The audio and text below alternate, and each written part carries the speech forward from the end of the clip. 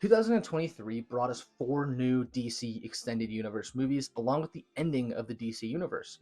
You get Shazam! Fury of the Gods, The Flash, Blue Beetle, Aquaman, and The Lost Kingdom. And right now, I'm going to rank every single one of those and see how they stack up against each other. Hey, my name is Carter. I love talking about movies, music, comics, and games. And considering how these are all comic book movies, superhero movies, I love comic books, I love superheroes, and I love movies. Kind of all makes sense. Also, I've read a ton of comic books in the DC universe, so I was pretty excited for these movies. In this video, I'm going to rank these movies from worst to best, in my opinion. I'm also going to start off with my ranking of anticipation, and so I'll kind of go through that and let you know, yes, this is the movie I was excited for, I was not excited for this movie, and then I'll get into my ranking on quality. So starting out with my list of anticipation, number 4, we have Blue Beetle. I was not looking forward to this movie at all, honestly. I don't know a lot about Blue Beetle, especially Jaime Reyes. The comic books that I've read had Cord as the Beetle, and so I was more familiar with that. However, I do love Injustice 2, and so seeing Jaime be such a big player in that story, I was still looking forward to this. Plus, I enjoy superhero movies, I enjoy blockbusters, so I was going to watch this regardless. It was just a matter of whether or not I'd be excited or not to watch it. At number 3, we have Shazam! Fury of the Gods.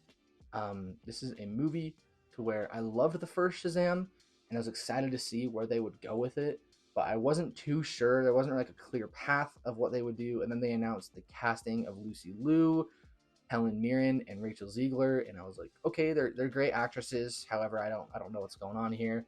And the more trailers I watched, the more I was like, oh, I'm not too sure on this one.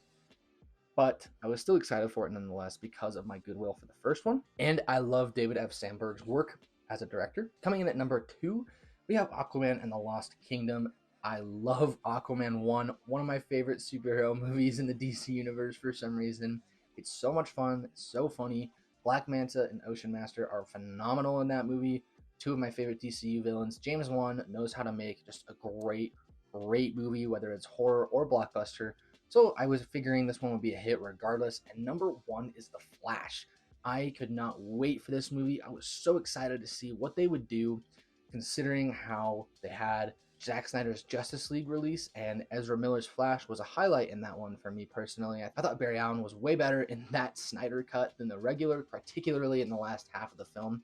And Michael Keaton as Batman, great casting, bring him in. Ben Affleck, phenomenal, bring him in as well. You get some time travel shenanigans, and so I was really looking forward to this movie. So with that ranking out of the way of my anticipation, let's get into how the quality of the films actually stacked up against each other. So coming in at number 4, I'm gonna have to put Shazam! Fury of the Gods. This is a movie to where I saw it in March. I have a pretty good memory of movies. Like, I can remember a movie that I saw 4 or 5 years ago with ease. But for Shazam! Fury of the Gods, I cannot remember half of what happened in this movie. I just remember it had insane tonal issues. The Wonder Woman cameo in the third act was shoehorned in, and they screened it early so they could get more tickets to sell because no one saw this movie. I think they should have killed Shazam, honestly, in the last bit. It would have made the movie actually memorable and stick in my mind. And I just think that everything that happened in this movie was inconsequential, honestly. The cast, although they tried, some of them, I thought Zachary Levi and Asher Angel were just so weird in this movie because Zachary Levi acts like he's 8 and Asher Angel in the movie is like looks 18 but has to act like he's 14 or 15. And so this movie came out very muddled and confusing and just felt weird. However, Jack Dylan Grazer as Freddie Freeman is a delight. Adam Brody is great in this movie as well. And I did enjoy the use of the superpowers. However, I do think that the third act is just kind of bland and boring. And as the movie just went on, I was just more and more annoyed, less and less invested. And so this movie, unfortunately, is one of my least favorites of the year just because it was so forgettable. For me, the first Shazam built up so much goodwill with the cast and the crew, where with a lot of movies, I can excuse a lot of faults. However, this was a movie where I just was done. I did not care what happened in it. And unfortunately, I don't see myself ever watching this again. That's a bummer because I love the first Shazam. I just watched it last week for Christmas. It's a great movie. Pretty bummed to put this one at number 4. Coming in at number 3, another big disappointment is Aquaman and the Lost Kingdom. This again was another movie that was such a disappointment to me. Again, I love the first Aquaman. The villains in that are phenomenal. Jason Momoa gives a pretty great performance as Arthur Curry Aquaman. And so I was pretty excited for this movie. I figured it could do no wrong.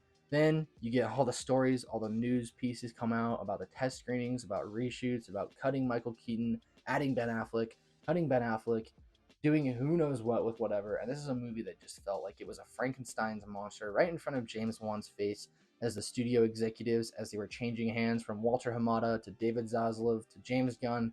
Just felt like they were manipulating and tearing this movie apart in front of the whole cast and crew. So unfortunately, where this is a movie that's more memorable than Shazam 2, in my opinion, is a little bit more gross, to where it feels like it's just such a compromised vision of everyone involved. Everyone has their hands in the cookie jar, and so I'm not too proud putting this above Shazam 2. However, I can't lie, I do love Black Manta and I do love Ocean Master, and so those two really elevated this movie. If they weren't in it, this movie would be probably at the very, very, very bottom of the pile, already at the bottom of my DCEU ranking. And so, unfortunately, this movie, again, just kind of fell flat on his face. It's a little too cheesy, a little too corny, tries to go bigger and better than the first one, but ends up missing it in every single mark. There were a few decent jokes, a few decent action sequences here as well. Yahya Abdul-Mateen is fantastic, as usual. Unfortunately, Jason Momoa kind of phones in his performance, gives a little bit of a strange performance, and this movie just felt, at the end of the day, inconsequential, had nothing to say, no real plot development to give, no character development to give, so at the end of the day, didn't really like this one either. Kind of bums me out. I'm going to pause the ranking right there and say that these next two movies I actually enjoy. They are varying levels of enjoyment, and I will make sure to kind of give a little disclaimer on what I enjoyed, what I didn't enjoy, and how much I enjoyed it. So number 2 is going to be The Flash. And yes, I know Ezra Miller did this and that and all of the above. I know I'm not a lawyer. I'm not any moral high ground to say anything. Well, maybe I am, considering that Ezra Miller committed multiple crimes. However, multiple people worked on this movie, and it's not fair to discredit it just because of the lead actor's behavior. So taking Ezra Miller out of the equation, I enjoyed this movie. I thought it was pretty fun. Andy Muschietti does a pretty good job, especially with the emotional core of the film. The action left a lot to be desired, however, and the CGI will go down into history as like one of the worst CGI'd movies ever. While I do think that the plot is pretty interesting, pretty engaging, to the effects, the CGI, and some of the choices in this movie are just baffling to me. There are so many things that go on here to where I'm like, wow, there is so much weird things in this movie. However, I can't lie, I actually enjoyed myself. Michael Keaton gives a pretty great performance as Batman. That was pretty great for a bunch of adults to see, I would say myself, but I didn't grow up on those Batman movies, so that sentence was kind of going nowhere. I surprised you with that one. I do think that Sasha Calle as Supergirl did a really good job here. It's always a pleasure to see Michael Shannon back as Zod. Ben Affleck did a little bit of a good job with his screen time. His suit is goofy, though. It's so goofy. The Flash suit is pretty sick, though, except for the Earth 2 Flash suit, or Young Barry Flash suit. I don't know. That one sucks, the Batman one. And I do think that there's a lot of elements in here that are shoehorned in particular. I mean, the CGI is garbage. I just got to get that in. Got to get my licks in while I can. In particular, the Dark Flash thing at the end felt very, very shoehorned in, very, very added in at the last minute to give them something to punch. Very strange that was there. That was kind of awkward. And it kind of takes away from the gravity of Michael Shannon and him as General Zod. And so that was kind of a bummer. However, I do think that this movie, again, had a great emotional core to tell, with family, with like love and holding on. I did all love that, honestly. The last scene with Barry and his mom in the supermarket is very touching.